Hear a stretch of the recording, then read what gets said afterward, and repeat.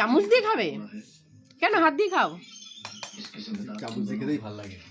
কেমন লাগছে খিচুড়ি? শীতকালে গরম গরম খিচুড়ি দারুণ লাগে দুপুরবেলা। আর বেগুন ভাজা আছে, কুমড়ো ভাজা আছে, এই যে কুমড়ো ভাজা, বেগুন ভাজা, খিচুড়ি, এক হাঁড়ি খিচুড়ি রাতেও হয়ে যাবে। আর এই ভদ্রলোক এখন চামচ দিয়ে খাচ্ছে। ইংরেজ ফিরে এসছে। পালং শাক দিয়েছো, তারপরে সব রকম সবজি আছে, তাহলে আর অত ভাজাভুজি তরকারি লাগে না, এটুকুই হয়ে যাবে। সে তো হবে, আমি একটু তাও বেগুন ভাজলাম, ভালো লাগে খেতে বেগুন ভাজা খিচুড়ি।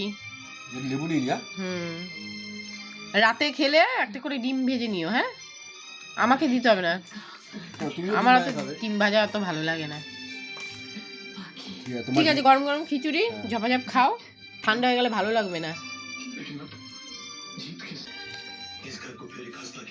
সবজির যত টেস্ট সব খিচুড়ির মধ্যে, না আর কিচ্ছু লাগবে না।